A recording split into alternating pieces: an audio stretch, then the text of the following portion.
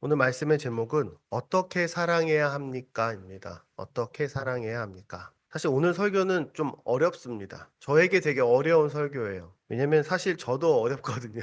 제가 설교를 준비하면 항상 저를 생각하지 않겠어요? 근데 오늘 주제만큼은 저도 어려운 것 같습니다. 제가 삶으로 잘 살아내고 있나 너무 어려운 주제이기 때문에 그렇습니다. 또 제 아내도 있고 우리 아이들 있기 때문에 더 그렇습니다. 근데 이제 저도 설교하면서 저도 이 설교를 듣는 입장으로 다시 한번 생각해 보고 '아 그래 스스로를 좀 회개도 하고 또 다시 새롭게 다짐하는 시간이 돼야겠다.' 이런 생각이 좀 들었습니다. 그리고 여기 청소년들도 있습니다. 청소년이 더 많아요. 청소년이 4 명이나 있는데 저희는 부모가 아닌데 저도 들어야 됩니까?' 이런 생각할 수 있죠. 근데 우리 부모들이 완벽하지 않거든요.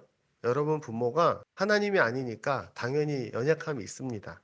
그러니까 오늘 설교를 좀 들으면서 '아 그래 우리 부모님들이 참 사랑하기가 참 힘들구나.'라고 좀 이해해 주는 시간이 되길 바랍니다. 아쉽지만 그래도 우리 부모님들이 아이들을 위해서 되게 애쓰고 있다는 걸 좀 우리 애들도 이해하면 좋겠고 또 언젠가 우리 아이들도 크면 부모가 되지 않겠어요? '아 난 이런 부모가 돼야겠다. 우리 엄마 아빠는 좀 아쉽지만 나는 더 좋은 아빠가 될 거야. 더 좋은 엄마가 될 거야.' 이런 생각을 좀 할 수 있으면 좋겠고요. 또 지금 당장도 우리 가족들을 서로를 다 사랑할 수 있으니까 기본적인 원칙은 모든 관계에 적용되는 것 같습니다. 또 우리는 아이들을 함께 키우는 공동체입니다. 네. 내 자녀만이 아니라 교회가 서로 함께 감당해야 되는 거예요. 우리 아빠, 우리 엄마가 다 책임지는 게 아니라 교회 공동체는 서로의 자녀에 대해서 서로가 책임을 지고 책임감을 갖고 있어야 돼요. 꼭 목사가 아니더라도. 그렇기 때문에 우리 모두의 주제라고 생각합니다. 얼마 전에 제가 좀 충격적인 뉴스를 하나 봤습니다. 독일인 부부가요. 스페인에서 체포가 됐어요. 주민들이 사람들이 신고를 했습니다. "저 집 이상합니다."라고 신고를 했어요. 그래서 독일 경찰들이 스페인까지 가서 한 독일인 부부를 체포했는데 어떤 상황이었냐. 코로나19 팬데믹 이후로 3년 넘게 3 명의 자녀를 집안에 감금해 놓고 밖에 내보내지 않은 거예요. 그래서 출동한 경찰들이 그 집 문을 따고 들어가니까 그 부모가 나와서 경찰들에게 소리를 지르면서 "너네도 마스크 쓰라."고. "지금 코로나19가 돌고 있다."고. "우리 애들을 죽이지 말라."고 하면서 마스크를 쓰게 요구를 했는데 경찰이 결국엔 강제로 투입해서 부모를 구속하고 아이들을 끄집어냈습니다. 아이들은 마스크 3 겹을 쓰고 있었어요. 그리고 다 기저귀를 차고 있었고 영양실조 상태였습니다. 부모들은 얘기했어요. "우리 아이들을 내가 사랑하기 때문에 지켜야 되기 때문에 그렇게 한 거라고." 그것 때문에 독일 사회가 되게 충격을 받았고요. 또 해외에서도 많은 뉴스가 되었습니다. 좀 극단적인 사례긴 하지만 다들 동의하겠지만 자녀 키우는 게 그렇게 쉽지는 않거든요. 저도 사실 자녀 양육에 대해서 여러 권의 책을 읽었습니다. 근데 참 재밌는 건 책마다 다 달라요. 그 책의 저자들은 확신을 가지고 자녀는 이렇게 키워야 되라고 이렇게 두꺼운 책을 쓰고 있는데 책마다 다 다르다는 거예요. 그리고 시대마다 다 달라요. 대부분의 부모들은 나름대로 고민하고 확신을 가지고 자녀를 키웁니다. 우리 여기는 이제 두 가정밖에 없지만 다 가족들이 다 그렇죠. 근데 사람들이 다 다르잖아요. 다 달라요. 또 조합이 다르죠. 똑같은 남자와 여자가 만나는 게 아니라 다른 사람이 결혼했다면 그 조합은 또 다른 조합인 거예요. 또 다른 시대를 살았어요. 그러니까 정답이 없는 것 같아요. 자녀 양육은 이렇게 해야 돼. 나름의 자기의 원칙을 갖고 있지만 그건 또 가족마다 다 다른 것 같아요. 그래서 제가 오늘 이야기하는 이 내용은 원리에 대한 내용입니다. 여러분의 구체적으로 "이렇게 해라." 그 얘기가 아니라 "이런 기본적인 원리가 있다." 이런 겁니다. 이걸 갖고 적용하는 거는 가족마다 다른 것 같아요. 요번에 요즘 주위를 계속 봅니다. 요즘 주위에 이렇게 보면 부모들이 여러 가지 모습들이 있어요. 어떤 가정은 이렇습니다. 그냥 자녀를 좀 내버려 두는 경우도 있어요. 자녀가 이렇게 하든 저렇게 하든 상관 안 하고 그냥 냅두는 거예요. 그냥 먹을 것만 먹고 "야 너 공부만 잘하면 되지." 그리고 그냥 "네 마음대로 살아. 네가 알아서 살아." 이렇게 하는 경우도 있고요. 또 너무 부모가 "너는 내 소유야." 자녀를 부모 거라고 생각하는 거예요. 자녀는 부모 소유가 아니거든요. 근데 "너는 내 거니까 내 마음대로 할 거야. 너는 내 말만 따라. 어디 부모 말을 거역해." 이렇게 돼서 너무 마음대로 이끌어 가는 것처럼 보이는 경우도 있고요. 또 어쩌면 "다 너를 위하는 거야. 내가 너를 사랑해서 그렇게 하는 거야."라고 말하면서 아이들에게 뭔가 계속해서 강요하는 그런 모습들도 사실은 보게 됩니다. 얼마 전에 여러분 칠세고시라고 들어봤어요? 뉴스에 많이 나왔었어요. 제가 무슨 내용인가 문제를 봤어요. 보이 수능 시험 문제가 거의 중고등학교 수준의 영어 문제, 수학 문제인데 이 문제를 만 5세, 6세 아이들에게 대치동에 있는 학원에 들어가기 위한 시험이에요. 그러니까 학원에 들어가기 위한 시험을 보는 학원이 있는 거예요. 그걸 7세고시라고 한다고 합니다. 근데 얼마나 어려운지요. 제가 봐도 이거 어떻게 풀어야 되지? 한참 생각했어요. 연세 세브란스 병원의 천근하 교수가 유명한 분인데 이분이 이렇게 얘기했습니다. 7세고시에 대해서 인터뷰하면서 이건 뇌 학대다. 아동 학대일 뿐만 아니라 뇌를 학대하는 거고 이 아이의 뇌는 망가질 거다라고 그분이 단언합니다. 근데 우리나라는 아이들의 공부하는 부분에 대해서 우리 교회는 이 동네는 좀 안 그런 것 같지만 저 대치동이나 저 강남에 있는 3구 쪽에 있는 부모들은 거의 목숨을 겁니다. 목숨을 걸어요. 제가 대학 다닐 때 그런 친구들 많이 봤어요. 그런 애들 얘기 들어보면 3살, 4살 때부터 항상 여러 사람의 가정교사가 붙어 있었던 친구도 만난 적 있어요. 많은 생각이 들었습니다. 그 뉴스들을 보면서. 오늘은 간단하게 3개의 구절을 볼 거예요. 하나만 구절이 아니라 3개의 이야기를 할 겁니다. 이게 하나의 주제하는 무기이기 때문에 그렇습니다. 제가 평소에는 이렇게 3개의 구절을 하지 않는데 오늘은 이게 좀 주제에 맞게 이렇게 구성을 했습니다. 말씀이 3개가 있습니다. 함께 우리 하나씩 보겠습니다. 먼저 로마서 말씀입니다. 함께 읽어볼까요? 시작. 그러나 우리가 아직 죄인이었을 때에 그리스도께서 우리를 위하여 죽으셨습니다. 이리하여 하나님께서는 우리에 대한 자기의 사랑을 실증하셨습니다. 요거는 이제 하나님의 사랑에 대한 겁니다. 두 번째 말씀은 자녀 되신 예수님에 대한 말씀입니다. 누가복음입니다. 예수는 시작. 예수는 지혜와 키가 자라가며 하나님과 사람에게 더욱 사랑스러워 가시더라. 세 번째는 바울이 이야기하는 자녀 양육의 중요한 기준입니다. 또 시작해 봅시다. 시작. 또 아버지 된 이 여러분의 자녀를 노엽게 하지 말고 주님의 훈련과 훈계로 기르십시오. 첫 번째는 이겁니다. 하나님이 우리를 어떻게 사랑하셨지? 우리 아이들을 생각할 때 제일 먼저 생각하는 거는 우리 아이들이 정말 사랑스러운 아이들이라는 겁니다. 가끔 이제 저희도 집에서 우리 애들 어릴 때 사진을 가끔 아내랑 봐요. 가끔 이제 SNS에 5년 전 사진, 10년 전 사진이 올라오거든요. 그러면 이제 아주 갓난쟁이 때 사진도 가끔 올라오고, 그 다음에 뭐 이렇게 아이들, 우리 유한 이미 컸지만, 초등학교 때, 유치원 때 이렇게 사진들도 나옵니다. 얼마나 사랑스럽냐고요? 요즘에 누구를 보면 알 수 있습니다. 우리 승현이가 레아를 쳐다보는 눈빛을 보면 알 수 있어요. 아, 저거구나. 저게 바로 진짜 부모가 자녀를 사랑하는 눈빛이다라고 느낄 때가 있어요. 정말 기가 막힙니다. 선교사님이 그러셨어요. 야, 쟤는 도대체 누구냐? 네.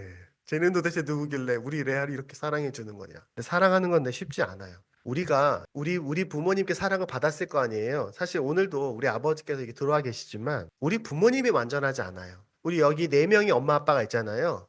우리 4명의 엄마 아빠도 누군가에게 사랑을 받았을 거 아니에요. 할머니 할아버지한테. 근데 그 할머니 할아버지한테 완전한 사랑을 받지는 못했어요. 왜냐면 그분들도 완전하지 않거든요. 인정해야 돼요. 어쩔 수 없죠. 왜냐면 모든 사람 완전하지 않죠. 그분들이 우리 사랑하지 않았다는 말이 아니에요. 사랑하셨죠. 정말 사랑하셨을 거예요. 하지만 사람이라 완벽하지 않으니까, 그리고 완벽하게 전달되지 않으니까. 내가 정말 사랑해도요, 사랑이 잘 전달되지 않는 게 많아요. 오늘 왜 바탕 그림이 이상한 그림이지 않아요? 아니, 목사님, 이거 무슨 그림이에요?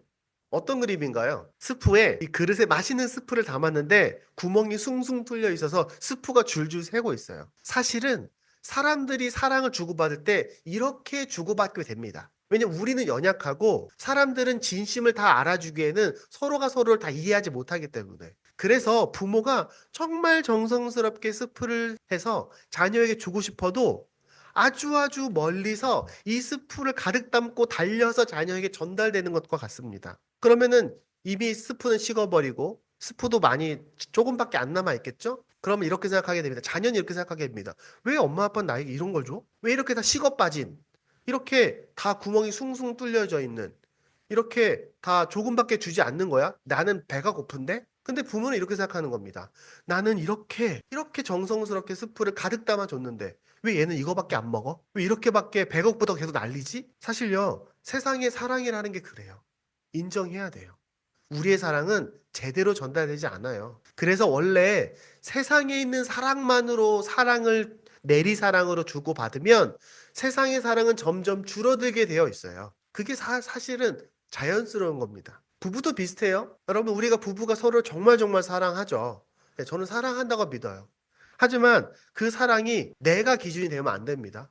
우리는요, 우리가 갖고 있는 사랑만으로 이 사람을 사랑했다고 하면요, 이거랑 비슷해요. 서로는 내가 많이 준다고 생각하고 받는 사람 왜 안 주나 이렇게 생각하게 될 거예요. 그래서 사랑이 왔다 갔다 하면서 어떻게 될까요? 점점 줄어드는 거예요. 점점 줄어드는. 그런데 성경에 뭐라고 되어 있냐면요. 요한복음 15장 9절에 보면은 아버지께서 나를 사랑하시는 것 같이 나도 너희를 사랑했다. 너희는 내 사랑 안에 머물러 있어. 이렇게 예수님 얘기하십니다.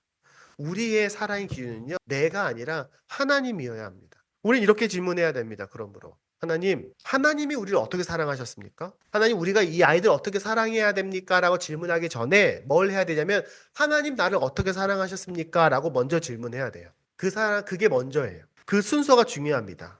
그러면 우리는 로마서 말씀을 찾게 됩니다. 다시 한번 읽어보겠습니다. 그러나 우리가 아직 죄인이었을 때에 그리스도께서 우리를 위하여 죽으셨습니다.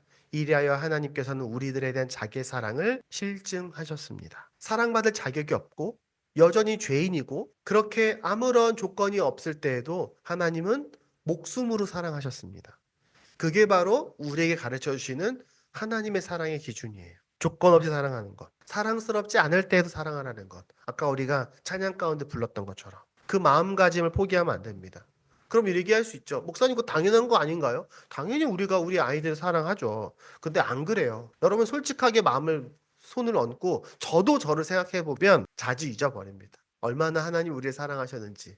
우리가 그렇게 자녀를 잘 사랑하고 있는지. 우리가 비록 구멍이 숭숭 뚫린 그릇에 스프를 담아서 아주 멀리에 있는 우리 자녀들에게 먹일 수밖에 없다 하더라도 계속해서 내가 끝까지 계속해서 또 담아주고 또 담아주고 또 담아줘야지 라는 그 마음가짐은 잊어버려서는 안 돼요. 우리 자녀들도 그렇게 알아줬으면 좋겠어요. 우리 부모가 내가 느끼는 것보다는 사실 훨씬 많은 걸 준비했어. 나는 별로 느껴지지 않아도 굉장히 애쓰고 계시다는 것을 여러분, 우리 아이들도 좀 알아줬으면 좋겠습니다. 물론 우리가 이미 받은 우리 부모의 사랑은 좋은 참고 자료가 될 수 있죠. 하지만 우리의 모델은 우리의 부모가 아니라 우리 하나님입니다. 우리 엄마 아빠가 나를 어떻게 사랑했지? 우리 부모가 나를 이렇게 사랑했으니까 나도 널 이렇게 사랑할 거야 라는 것은 반드시 문제가 생깁니다. 우리는 누굴 보고 배워야 된다고요? 아버지 하나님을 보고 배워야 됩니다. 아버지 하나님을 생각하면서 사랑해야 돼요. 그래야 항상 가장 첫 번째 모델을 가지고 갈 수 있는 거예요. 그러므로 우리는 우리의 부모로서 또 부부로서 교회 지체로 생각해야 됩니다. 하나님이 나를 어떻게 사랑하셨나? 근데 사실 또 이렇게 질문하게 됩니다. 무조건 잘해주는 게 정답은 아니잖아요. 그렇죠? 우리가 무조건 잘해주고 무조건 칭찬해주고 무조건 웃어주고 혼내지도 않고 그러면 안 되겠죠. 그럼 어떻게 키워야 될까? 우리가 우리 아이들에게 무엇을 기대해야 될까? 그 두 번째입니다. 그러면 우리는 이렇게 생각하게 되겠죠. 좌우의 아이들을 보고 세상 사람들을 보고 자기 어릴 때 생각하게 됩니다. 근데 성경은 이렇게 말합니다. 예수님이 어릴 때가 있어서 그 예수님이 여러분 자녀 양육의 모델입니다. 우리는 보통 우리 아이를 키울 때요. 야, 나 어릴 때는 이렇게 했는데. 저 어릴 때는요. 아버지가 무서웠어요. 아버지가 저 많이 혼내신 게 아닌데 그냥 그때 분위기가 그랬어요. 그때는 부모님이나 선생님이 무서운 분이셨죠. 그래서 그렇게 말할 때도 조심조심하고 막 긴장하고 그랬어요. 근데 우리 아이들 세대는 보통 잘 안 그러죠. 우리 애들도 학교 선생님들이랑 친하게 지내는 거 보면 신기해요. 선생님들이랑 농담도 하고 막 그러는 거 보면 우리는 보통 아이를 키울 때 자기 어릴 때를 기준으로 생각할 때가 많아요. 또 우리 아이들 키울 때 다른 아이들을 볼 때도 많습니다. 그러면 다른 아이들 중에서 잘하는 애들을 보겠죠. 공부 잘하는 아이, 말 잘 듣는 아이, 자기 관리 잘하는 아이, 집 청소 잘하는 아이, 이런 애들을 보겠죠. 그 잘하는 애들을 보면서 우리 애들도 저렇게 됐으면 그런 생각을 하게 됩니다. 근데 우리 사랑의 기준이 세상의 부모가 아니라 우리 하나님 아버지인 것처럼 우리 자녀에 대한 기준도 세상의 아이들이 아니라 예수님이 기준이 돼야 됩니다. 우리는 자녀로서 완전하지 않았어요. 우리도. 지금도 그렇죠. 그래서 어떤 부모는 자녀에게 거의 기대를 안 하거나 아니면 잘못된 기대를 할 수도 있어요. 근데 아이들은 우리가 아니잖아요. 아무리 저랑 똑같은 아들을 낳았다 하더라도 제 아들은 그냥 그 아들일 뿐이지 제가 아니에요. 저랑은 전혀 다른 새로운 인격체입니다. 저도 그것을 항상 기억하려고 해요. 제가 아니라는 거. 아까 질문이 아버지 하나님은 내게 어떤 아버지셨나? 하나님은 어떤 아버지셨냐라면 예수님은 어떤 자녀셨나? 그것이 성경에도 써 있습니다. 이렇게 써 있어요. 예수님은 지혜와 키가 자라가며 하나님과 사람에게 더욱 사랑스러워 가시더라. 이게 예수님의 모델입니다. 그럼 이렇게 생각할 수 있어요. 예수님은 완벽하셨겠지. 예수님 완벽하셨으니까 우리 자녀들도 완벽하게 자라야 돼. 이렇게 생각하게 될까요? 예수님도 공부를 잘했을까요? 예수님도 수학을 잘 풀었을까요? 미분적분 잘하고 확률과 통계 100점 맞았을까요? 예수님이 잘생겼을까요? 예수님이 근육질에 멋진 몸매를 가지셨을까요? 예수님이 멋진 옷을 입으셨을까요? 예수님이 되게 개그를 잘하셨을까요? 예수님은 세상적 기준에서 멋진 아이로 키웠다는 게 아니라 사랑받을 준비가 된 존재로 자라나셨다는 겁니다. 만약에 이 시대에 예수님이 지금 어린아이로 살고 계시다면 별로 어른들에게 인기 없었을 수도 있어요. 친구들에게도 인기가 별로 없었을 수도 있습니다. 그냥 아주 평범하고 그냥 아주 그냥 지나가는 그냥 동네 아이들처럼 보였을 수 있습니다. 예수님도 어릴 때 사고 쳤어요. 그렇잖아요. 예수님 어릴 때 12살에 엄마 아빠 말 안 듣고 혼자서 예루살렘에 남아가고 3일 동안 집 나간 거예요. 이 사람 저 사람하고 얘기하고 다니면서 모르는 아저씨 따라가서 아저씨들은 얘기했다니까요. 그것도 그 복잡한 서울 같은 예루살렘에서 쉽게 말하면 지방에서 엄마 아빠랑 서울로 놀러 왔는데 애 혼자 엄마 아빠 집에 갈 때 그 버스에 안 타고 혼자 서울에 남아 3일 동안 동네 서울 바닥을 돌아다닌 거랑 똑같다니까요. 예수님은 어떤 아이로 크신 걸까? 우리는 우리 아이들이 어떻게 될지 몰라요. 어떤 아이로 크게 될지 모르죠. 우리가 결정할 수 없어요. 그렇게 해서도 안 되고요. 우리는 우리 아이들의 자동차 운전수가 아닙니다. 우리는 가끔 아이들이 내가 운전하고 아이가 옆에 탔으면 해요. 하지만 아이들이 사춘기가 되고 지나고 점점 중고등학생이 되어가면 갈수록 알게 됩니다. 아, 나는 조수석에 앉아 있는 거구나. 우리 아이가 운전대를 잡고 있는 거구나. 그래서 옆에서 일로 가라, 절로 가라. 일로 가는 게 좋겠어. 여기서 깜빡이 켜는 거야 하면서 처음에 운전을 가르쳐 주는 것처럼. 그렇게 우리가 아이를 키워야 된다는 것을 우리는 커면서 점점 부모가 되어 가는 거예요. 우리가 우리 아이들을 사랑받을 만한 존재, 오늘 말씀에 있는 것처럼 사랑스러운 존재로 키운다는 것은 우리가 세상적으로 성공하거나 부자가 되거나 잘 되거나 존경받거나 다른 사람들에게 우러러보는 그런 대단한 사람이 되는 거, 좋은 대학에 가도록 키우는 것이 아니라 예의를 갖춘 아이, 사람을 존중해 줄 줄 아는 아이, 긍정적인 아이, 선한 마음씨를 가지고 자기가 좀 손해를 보더라도 주위 사람들을 위해서 사랑을 마음을 내어놓지 않은 아이. 세상과 진심으로 거짓말하는 것이 아니라 이기적이지 않게 진심으로 세상과 소통할 줄 아는 아이. 비록 지금은 조금 서툴더라도 그런 아름다운 사랑스러운 마음씨를 가진 아이로 커가는 게 우리로 중요합니다. 물론 하나님 가르치고 교회에 와서 말씀 듣고 기도하고 찬양하는 거 제일 중요하죠. 그건 기본을 얘기하는 거예요. 그거 말고 우리 아이를 잘하는 걸 말하는 거죠. 우리 아이를 잘 훈련시킨다고 생각하고 잘 가르친다고 말하면서 아이를 보호하고 물론 스스로 잘 지키고 이런 건 중요하긴 하지만 이기적으로 잘하는 거 저는 원하지 않습니다. 우리 아이들이 친구에게 말할 때 친구가 이런 말을 들었을 때 마음이 상할 수도 있어 라는 그런 걸 공감해 줄 줄 아는 아이들 커졌으면 좋겠어요.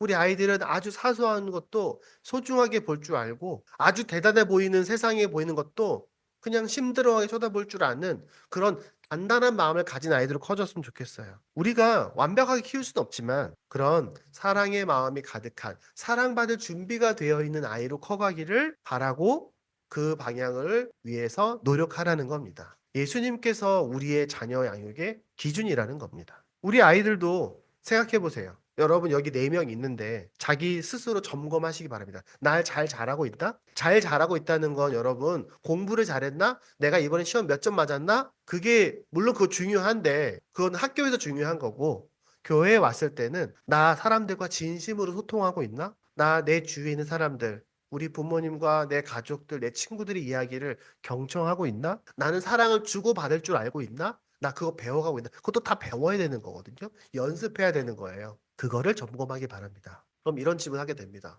그럼 그렇게 키우면 되는 겁니까? 성경에는요, 꽤 구체적이고 뜻밖의 지침이 하나 더 있습니다. 세 번째입니다. 바울은 우리에게 어떻게 조언하나? 성경에는요, 예수님의 사복음서 뒤에 바울의 서신서가 되게 많잖아요. 그 뭐 고린도전후서부터 시작해서 쭉 많습니다. 그 내용들은 대부분 기독교인들에게 공통적으로 적용되는 말씀이에요. 모두가 다 들어야 될 말씀. 근데 특별히 아비들아, 어미들아, 부모들아 라고 말하는 말씀이 몇 군데 나와요. 그거는 부모들에게 특별히 하시는 말씀이겠죠? 에베소서 6장 4절 이렇게 써 있습니다. 아버지 되는 여러분, 다른 얘기 막 하다가 아비들아, 여러분의 자녀를 노엽게 하지 말아라. 주님과 훈계와 훈련으로 가르치되 양육하되 노엽게는 하지 마. 이게 바울의 되게 중요한 기준입니다. 물론 먼저는 이거예요. 훈계와 훈련과 훈계, 가르치고 혼내라는 거예요. 이 아이가 필요한 걸 가르쳐주고 잘못하면 혼내기도 하라는 겁니다. 성경에는 혼내지 말라는 건 아니에요. 가끔 쓴소리도 하고 엄하게 타으르기도 하고 우리가 아이들을 교회로 데리고 나오고 하나님 가르치는 건 중요해요. 그건 기본적인 거죠. 근데 우리가 가정에서는 또 살면서 아이들을 가르치고 키우면서 혼내기도 합니다. 방법은 다 다르죠. 왜냐면은 가족마다 문화가 다르니까 아이들을 가르치고 혼내는 방식은 다 다를 수 있어요. 뭐가 맞다 정답이다라고 저도 말하지 않습니다. 하지만 이 훈련과 훈계의 전제가 있어요. 내가 우리 아이들을 혼낼 때, 키울 때 노엽게 하지 마라. 화나게 하지 마라. 이게 성경에서 중요한 기준입니다.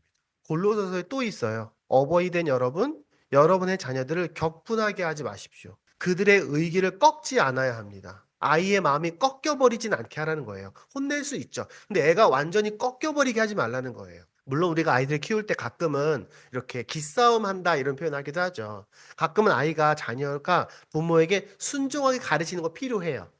어. 제가 볼 때는 우리 교회 엄마 아빠들은 이런 부분에 대해서는 굉장히 고민을 많이 하고 잘하고 있다고 저는 생각해요. 하지만 알고는 있어야 되니까. 왜냐면 우리가 아이를 키우다 보면은 그럴 때가 있거든요. 근데 성경에서 중요하게 생각하는 거는 이겁니다. 아이들을 최선을 다해 가르쳐 사랑해줘. 근데 혹시 아이가 정말 말을 안 듣더라 하더라도 혼내더라도 훈계하더라도 그 진심을 잃어버리지 않고 아이를 너무 막 대해서 그 아이가 너무 기분 나쁘고 너무 화가 나서 그 마음이 꺾여버리진 않게 해야 돼. 라는 겁니다. 근데 이게 아이의 마음을 다 맞춰줘서 오냐오냐 하라는 말이 아니에요. 제가 고등학교 때, 제가 전에도 한번 그런 얘기 했는데, 우리 고등학교 때 선생님들이 진짜 많이 혼냈어요. 요즘에는 그렇지 않은데, 저희 때는 진짜 많이 맞았습니다. 저 진짜 허벅지 막 피가 나게 맞은 적도 있고요. 저도 선생님한테 많이 혼나고 학교 다녔습니다. 근데 선생님 말은 아무리 잘 들어도 혼나는 거 혼나는 거. 왜냐면은 틀린 개수만큼 손바닥 맞고 이런 것도 많았거든요. 근데 저희 고등학교 때 그 많은 선생님들이 혼내는데 제일 많이 혼내는 선생님이 있었어요. 이름도 저 고등학교 1학년 때 담임 선생님이었어요. 국어 선생님. 근데 그 선생님이 저도 제일 많이 혼내고 아이들도 제일 많이 혼냈어요. 애들 학교 오면은 맨날 교문 앞에 서 있어서 애들한테 제일 많이 화내고 아침에 수업 시간에 이제 시험 준비하면은 애들 다 검사하면서 많이 혼냈습니다. 근데 많은 남자 선생님들이 아이들을 많이 혼내고 때리고 했지만 유난히 그 선생님은 인기가 많았어요. 다 똑같이 혼내요. 근데 유난히 그 선생님은 인기가 많아요. 그 선생님은 나중에 졸업식 끝나잖아요. 그리고 나서 그 스승의 날이 되면요. 그 선생님하고 만나겠다고 선배들이 줄을 섰어요. 진짜로. 선물 들고 꽃다발 들고 선생님하고. 그리고 선생님은 스승의 날 전후로 저녁마다 선배들하고 술자리가 있었어요. 그래서 다른 애들도 다 알았어요. 우리 애들도.